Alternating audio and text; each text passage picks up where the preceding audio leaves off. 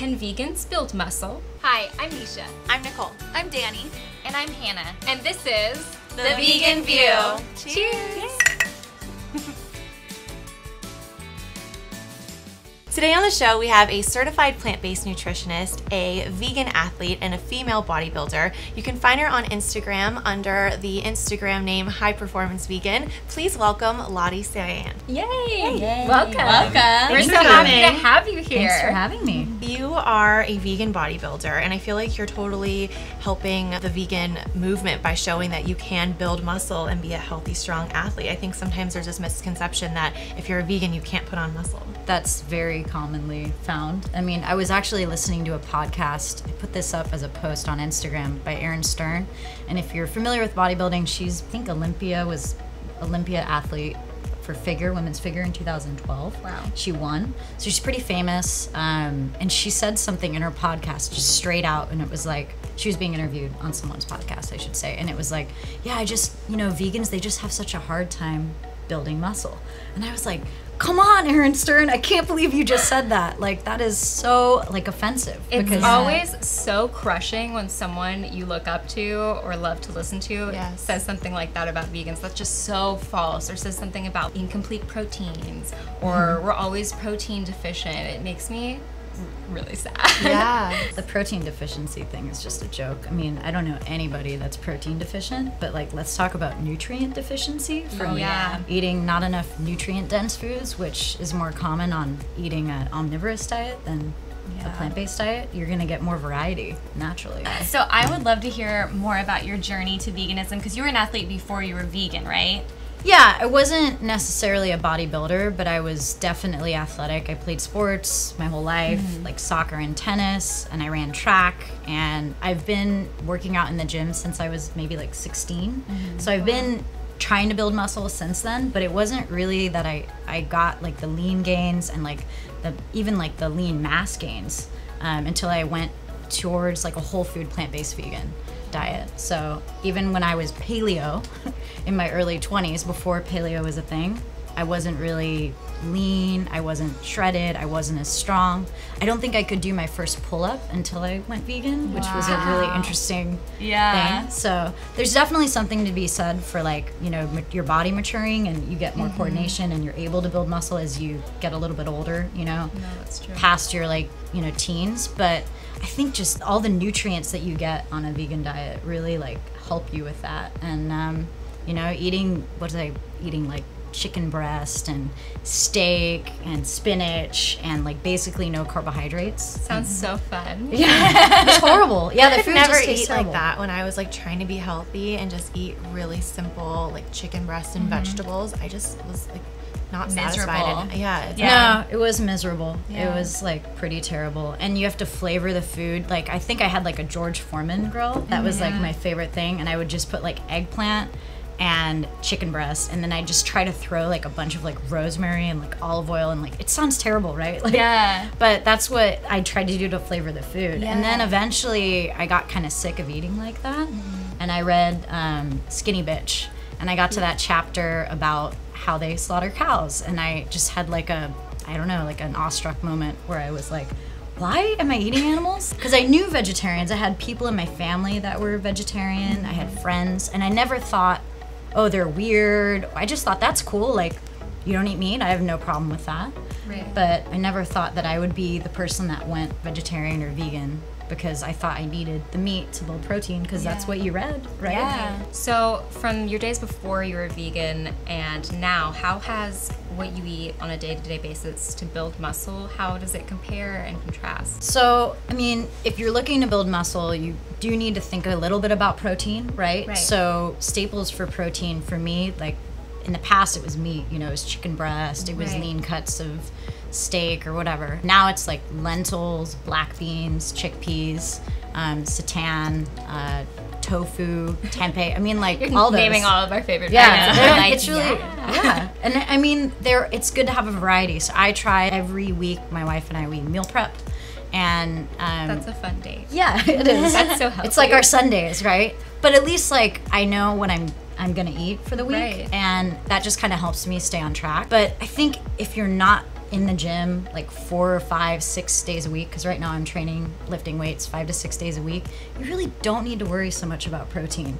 So I was worrying about protein as a meat eater when I really probably didn't need to worry about protein. I was probably eating too much protein and not enough carbohydrates. And as we all know, carbohydrates are key. Like, I don't feel good unless I've had some carbohydrates in my breakfast or something. Yeah, like that. I'm a nasty person without carbs. Yeah. I don't know how people do this low carb thing. I don't understand it. Yeah, people demonize them, but then they love carbs too at the same time. Yeah, like your body's obviously telling you that you they overindulge in like the bad carbs because they're not eating like, they're like, oh, I couldn't have rice or a little bit of bread. Yeah. And it's like, yeah, you can. Yeah. Live a little. Yeah. So before, I probably wasn't eating like any carbs as a meat eater. You know, like spinach and vegetables, eggplant, that was like my carb. Oh my gosh. And yeah, and so I was also really allergic to a lot of foods. So I was really afraid of eating bread. I had celiac disease. So I say that like this because my experience is I would have been diagnosed with celiac, which is complete biliary atrophy, which is basically you can't,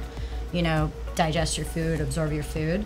But I was able to rebound and reboost all my digestive functions by going towards a vegan diet. So that really made a difference. Eating vegan really healed like the absorption process. Correct. Yeah, it was damaged from having celiac. Yeah, because a lot of that is, I mean, there's many theories, right? Some people say it's like glyphosates on the non-organic like wheat. Some people say it's the acidic diet, it's eating meat.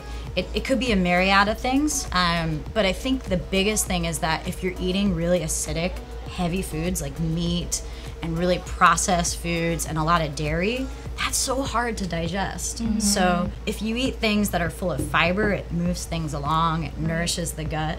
You know, have your like kombucha or your sauerkraut, you know, coconut kefir, that kind of stuff, and it really helps. So I think cutting out alcohol was another thing I had to do temporarily. That really helps your gut. I noticed that so much. Even just cutting back makes a huge difference. Yeah. Do you guys drink at all, or occasionally, or I mean, occasionally. Not really. Yeah, I pretty much don't drink. Okay. I find that with a lot of vegans. Yeah, Nicole and I do I occasionally. drink like probably once a week with like my girlfriends or whatever. If it's like girls' night, like last night we went to a movie, we had 2 glasses of wine. It's but like then an I probably occasion. won't drink throughout the week. Yeah. I have found though that like going vegan, I don't like to drink as much because I feel like my body is at such a healthy state, and like you talk about gut issues, I had really terrible gut issues pre-vegan. I find that now when I do drink alcohol, I pay for it. Like my gut is gonna take a little bit of time to heal before I feel 100% again. So it is less appealing because I feel like I do all this work to like keep my body healthy, and then it just kind of like reverses it. I find that I just don't like to like drink in excess in the way that I used to. I mean, it's like, I think if I have kind of that sweet spot is like 1 or 2 versus like before it was like 4. Why not? You know, and it just, even just cutting that and like making it more of like a special occasion thing as opposed to just a default, I come home and that's how I relax. Huge difference with digestion. I don't know, maybe this is just my experience, but eating, you know, a vegan diet, you just feel more calm, so you don't really need something to like take the edge off. Because when I was a meat eater, I don't know if it's just all the adrenochrome, you know, and when the animals are slaughtered, that's what happens. Their adrenaline kicks up and you're taking that in. But when you're not eating meat, you're not taking in that adrenaline, you're not all hyped up, and so you're kind of a little bit more relaxed. So I've noticed really stressful situations that before I would have just lost my mind. Now I'm a lot more calm. Yeah. And I think the other thing that I found really interesting, so I've been doing this bodybuilding thing for probably about 2 years, and I started competing this year. So I was already pretty healthy, like starting December, January when I started training, but it got a lot more strict. I was working with a coach, you know, logging all my meals in MyFitnessPal and counting all my calories, which, you know, I thought wouldn't be fun, but it actually was, because you start really creating documentation of like what you're eating, what you're doing.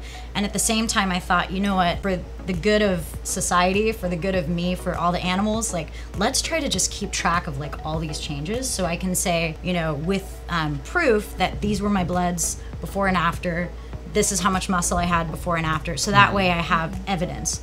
And that takes a little bit more time and effort. So I got all my bloods done. I got my DEXA scan, and I was able to document kind of where I was. And then I did the DEXA scans throughout the process. And I noticed little things like if I had alcohol, like for example, I started my training right after I had my birthday weekend, and I probably had collectively about 4 glasses of wine. This is back in June, right? And I'd had all my DEXA scans, and I'd never shown visceral fat. So, you know, you have 2 types of fat. You have subcutaneous fat, which is underneath like the skin, and then you have the, you know, the fat that's stored in your belly. And generally, like, that comes with eating a higher fat diet, an omnivorous diet, you know, dairy, all that stuff. And alcohol. I had scans in the past, and it always showed nothing for visceral fat. And it goes to the 100th decimal, so it's like 0.01, it'll find it.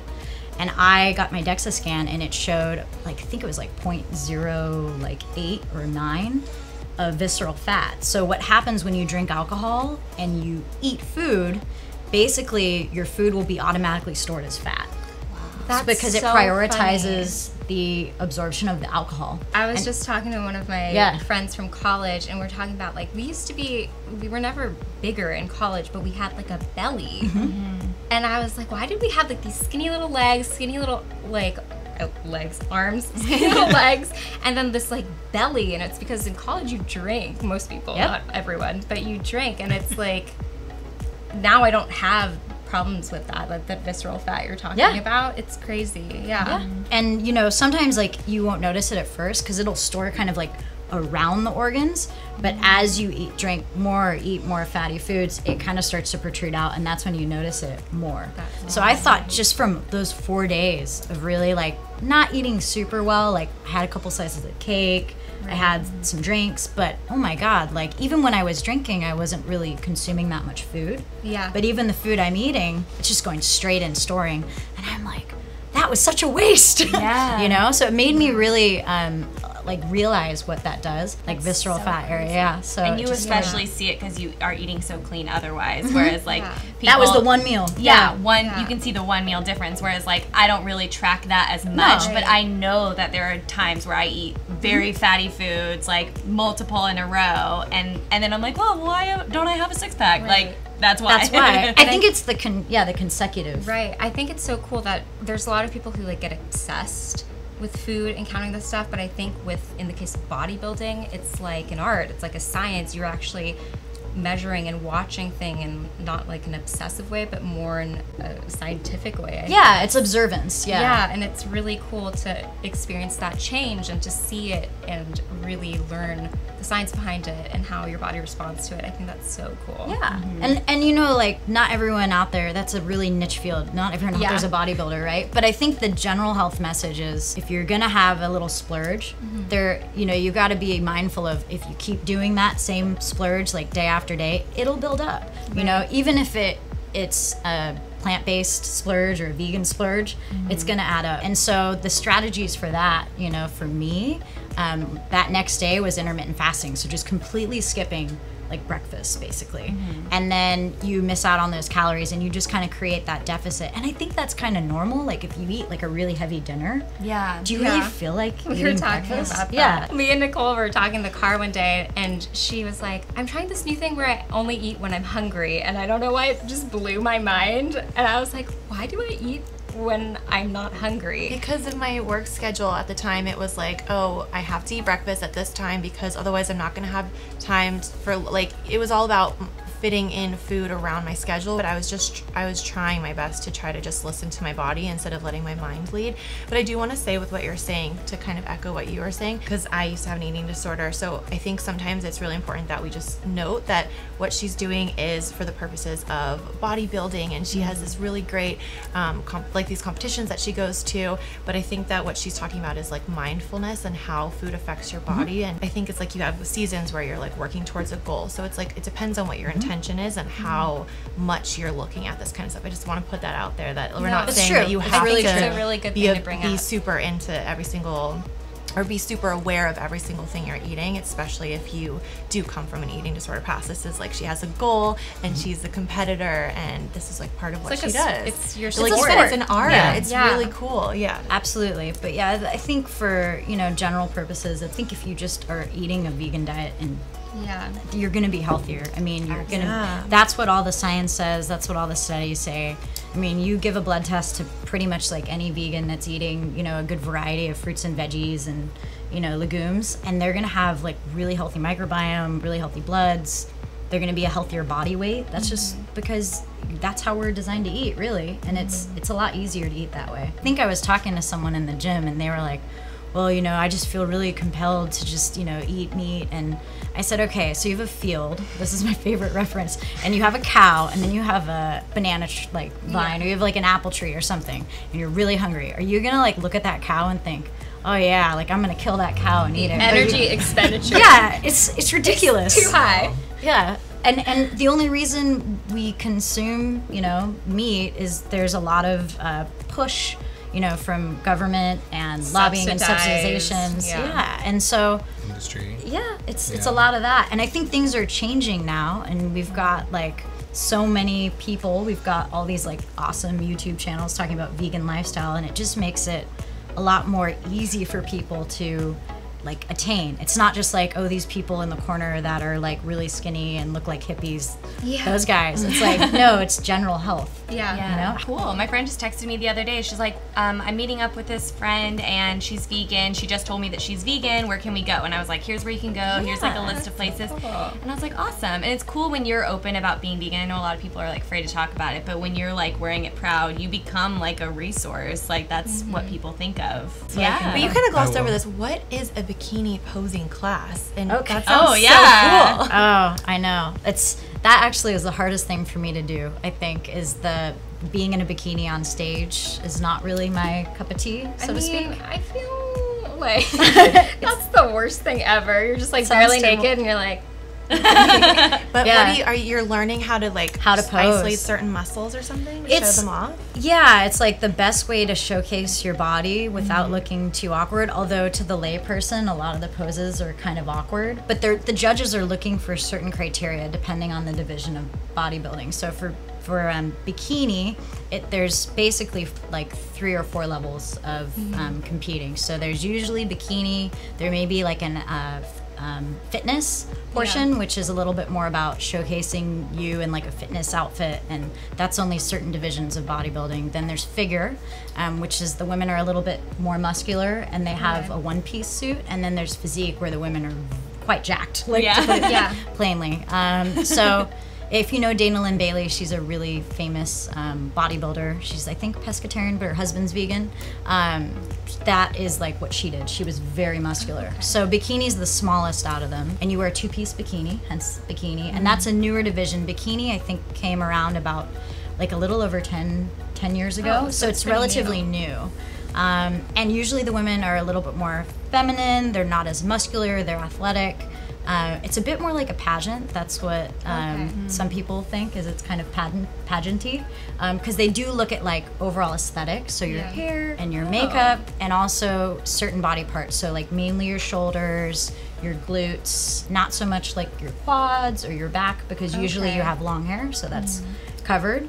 And then in the higher divisions, the more muscular divisions, they look at more of your musculature. So, yeah, so it's a little more, I think, a little more attainable, because you can get that sort of body without having to really like overeat, bulk and cut. I think it's a little bit easier to do. And the reason I got into it was because I like to put myself in uncomfortable situations, because I feel like it makes me a stronger person. And so I thought, oh, I'm never gonna do that. There's no way. That's so cool. And so I just kind of decided, why not? I work out in the gym so hard. Why not have a goal? Just like with life, with business, you have goals, right? So this was just a goal that I gave myself, and it made me, I guess, more focused in like other areas. Like I only had, this much time to eat food. So then it became, I have to meal prep. But that actually turned into a good thing. Because I didn't have to like worry about what I'm gonna eat on the road if I'm stranded at an airport and there's no vegan options. And then it made me more efficient with work, and really also with friends. Like you know, when you have people that are in your life and you don't mind hanging out with them, but then there's other people you'd probably rather hang out with, it kind of makes you prioritize. So that was, I think those were all really good byproducts.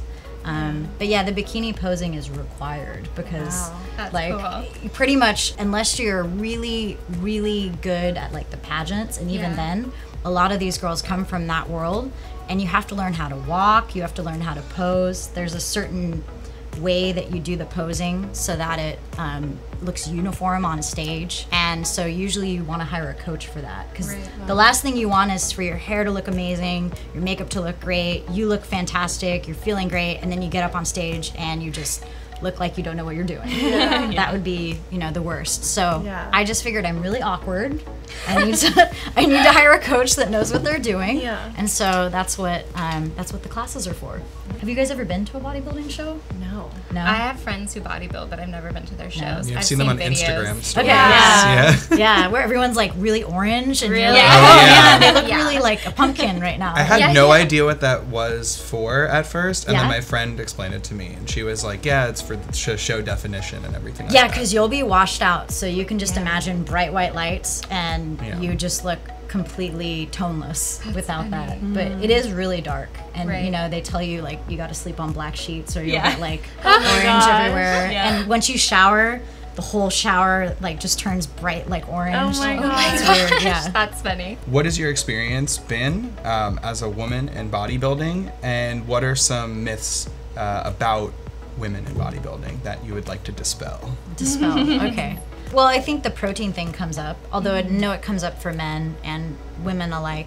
I think the biggest thing is on a vegan diet, it's really easy to build lean mass. You know, what is lean mass? Lean mass is so muscle, right? So when we're talking about your body composition, how much of it is fat mass, how much is your skeleton weigh, how much does your muscle weigh? And I think like one thing, if you're an athlete, especially if you're a bodybuilder, is you want to build lean mass. That's really important. And so a lot of people think, you know, first of all, women can't build muscle.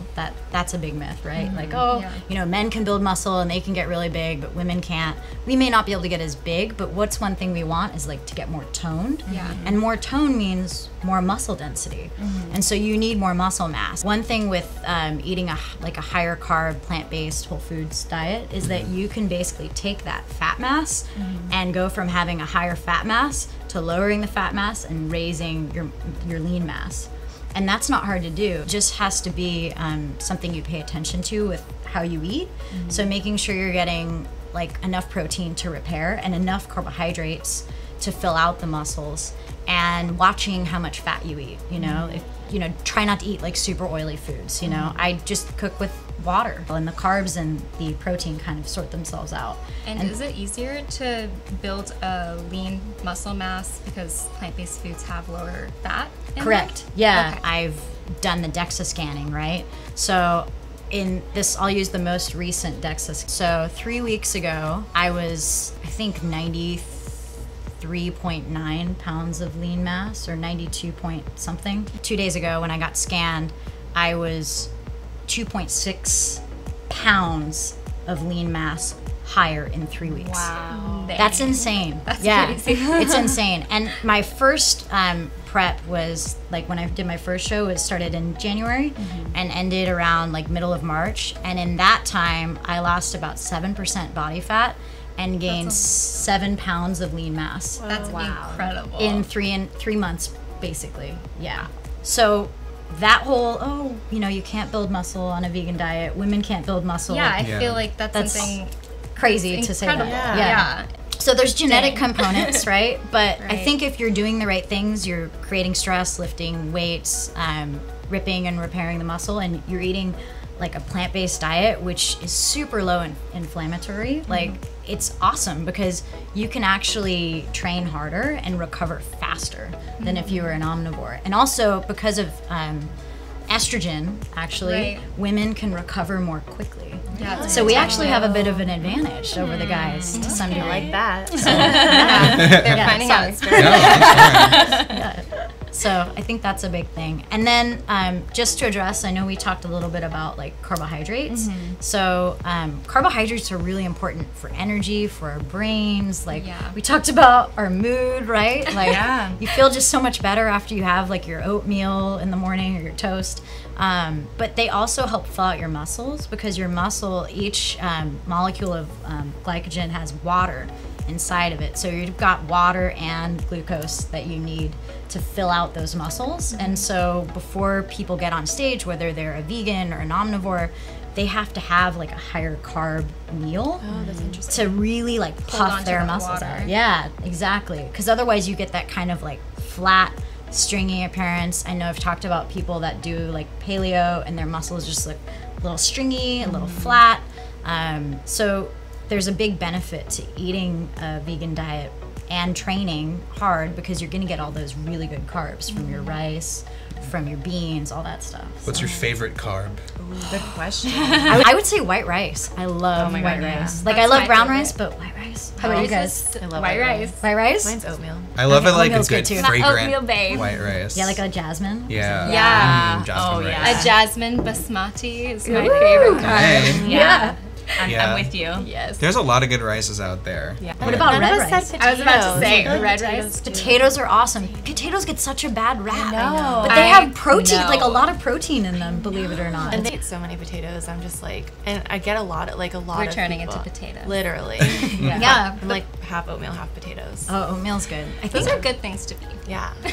And you have a really cool meal prepping video with plant-based smoothies that we'll link down below. So that will help interesting. you guys out. I've made it. It was great. And what you talked about with like the meal prepping, because I don't do it all the time, but the weeks that I did do it, it was so nice, because first off, it saves so much time for my day, because then I didn't have to worry about making a meal in the middle of the day and kind of like break things up. But also I made way healthier choices, because It's already there for you. Yeah, you don't so have you're that not going to decision. feel like you want to like snack on something unhealthy or like go get something. Or eat a whole loaf of Super bread. processed. I do. which tastes good at the time. Yeah. And then you're like, I still feel hungry. Thank you so much, Lottie, for coming, and thanks for dispelling some of these myths that I'm sure many of us have heard before. And make sure you guys go check her out on Instagram, High Performance Vegan. We'll link everything down below. We'll link everything that we talked about as well.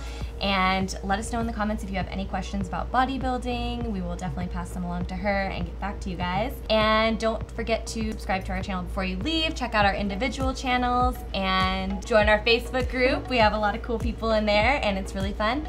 And we will see you in our next video. Bye.